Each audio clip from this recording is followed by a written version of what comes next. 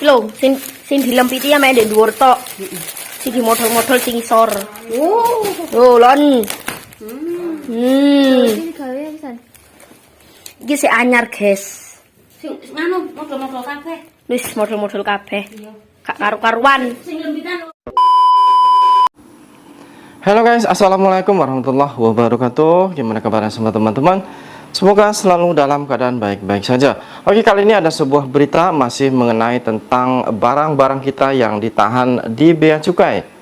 Yang mana di sini teman-teman tahu sendiri Ketua BPTMI Pak Benny Ramdhani sekarang mengamuk dan dia seolah-olah sangat marah ya, karena di situ kenapa kok barang-barang PMI sampai ditahan seperti itu.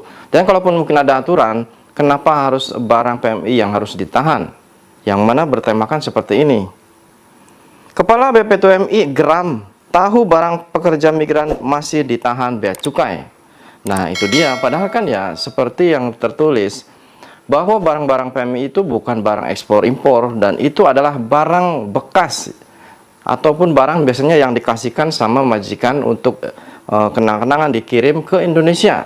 Jadi kenapa juga harus dikenakan bea cukai, kenapa juga harus dihitung ini itu sangat-sangat tidak efektif guys ya. Kecuali mungkin kita emang seperti orang yang mau berjualan ya kan, belinya banyak atau gimana, itu saya rasa mungkin itu nggak masalah lah. Nah ini barang kita loh, dan kita devisa negara. Kalaupun mungkin ada sedikit gimana, seharusnya oh iya ini mereka itu penyumbang devisa negara ya, begitu sangat besar, sehingga kan para pejabat itu bisa menikmati mobil Mercy, mobil Alphard, bisa gajinya naik. Itu uang siapa itu coba? Itu uang kami para PMI, dan kami cuma ada karena masalah mungkin ada orang sedikit ya yang mungkin emang membawa baju dan di sana dijual, takkanlah imbasnya sampai hampir semua ya. Dan emang semua PMI itu barangnya ditahan, diperiksa, diadul-adul. Apakah harus seperti itu? Dan kalian di sana yang banyak tukang korup ya, para pejabat itu yang suka makan duit orang, toh nyatanya aman-aman saja. Hartanya juga aman, kekayaannya aman, keluarganya aman, jabatannya juga aman. Kami penyumbang devisa negara loh.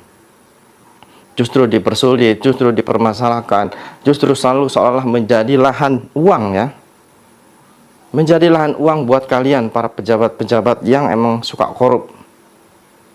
Saya pun heran karena di sini Pak Ben itu saya rasa dia orang yang baik ya. Dia sangat memperhatikan dan membela para PMI. Sehingga kan dia sampai keluar-keluar sana sini karena mungkin dia dikingannya ataupun mungkin di sana bantuannya kurang, akhirnya dari pihak kementerian, dari pihak DPR, MPR ya itu seolah-olah tidak menanggapi itu loh. Padahal urusan ini kalau emang bener-bener ya dibantu sama DPR itu nggak akan lama, itu akan cepat selesai. Namun seolah-olah di sini ada permainan yang emang sengaja dipersulit supaya mungkin yaitu katanya barang para PMI boleh diambil, namun harus ada izin dari Kemenaker. Jadi harus diurus lagi ya, harus diurus, dan bukan hanya itu saja, dan dikasih waktu cuma 2 bulan. Coba kalian ingat, 2 bulan loh. Sedangkan kita kalau seumpama orang tua kita orang yang nggak tahu apa-apa ya, terus keluarga kita emang kakak adik tuh orang nggak pernah kemana-mana, sedangkan harus ngurus ini itu, dan kantornya di mana dan harusnya apa aja, dan di situ juga nggak diterangin seumpama yang diperlukan tuh surat ini surat itu nggak ada. Semakin lama dan akhirnya nyampe 2 bulan, yaitu senanglah mereka karena barang kami para PMI akan menjadi milik negara dan katanya akan dimusnahkan. Kalian mau barang-barang bekas kami yang dikasih majikan mau disita, mau dipakai buat kalian? Kalian tolong udah mikir, kami itu devisa negara loh, seharusnya kalian membantu. Ada sedikit mungkin 1-2 pekerja migran yang emang mungkin kadang menjual ya, sengaja di sana mengambil barang-barang bagus atau bekas terus dijual. Takkan imbasnya ke semua gitu loh. Takkan nggak ada mungkin khusus pada orang yang seperti itu dikasih ganjar atau mungkin dikasih sanksi, bukannya semuanya gitu loh. Kalian mikir nggak sih gimana susahnya kami mulai daftar sampai berangkat ke Taiwan, ke Korea, ke Hong Kong, ke Jepang, ke Arab Saudi, ke Malaysia. Itu tuh kami berangkat itu nggak gratis tahu. Sehingga kan ada 70 juta, 80 juta, 100 juta, bahkan sampai 150 juta. dan itu pun belum menjanjikan bahwa pabrik kami bagus, dan tidak menjanjikan juga bahwa 3 tahun kami uang segitu bisa pudar, bisa lunas. Kalian mikir nggak sih? Sedangkan tiap bulan kami terus bayar devisa ya, istilahnya dari pajak-pajak kami masuk ke Indonesia, dan uangnya itu yaitu yang dipakai buat gaji kalian. Kalian bisa dapat gaji besar, bisa pakai mobil ya, kalian bisa punya uang seripingan, yaitu untuk mungkin istri-istri muda kalian ya. Kalian nggak mikir seperti itu. Justru ada seperti ini, kalian tuh seolah-olah kesempatan, justru seolah-olah dijadikan lahan keuangan ya. Ah, bikin aturan ini lumayan, nanti ada tambahan. Ah, ini PMI gini-gini lumayan juga nih barangnya. Akhirnya dibikin peraturan biar ada sedikit masukan lagi. Kalian itu coba berpikir dengan hati nurani ya.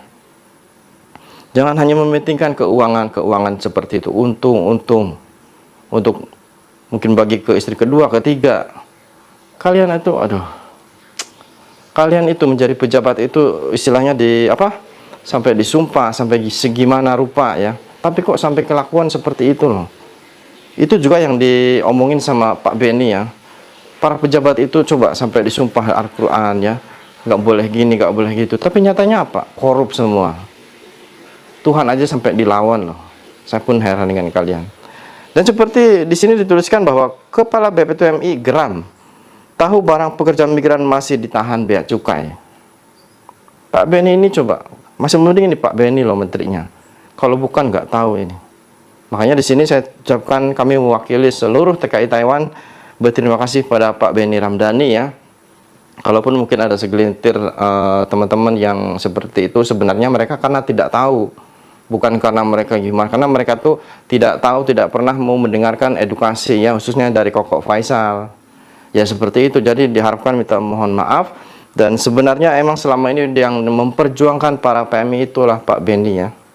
Jadi harapkan Pak Benny terus maju terus dan bela terus kami ya sebagai para PMI yang memperjuangkan devisa untuk negara.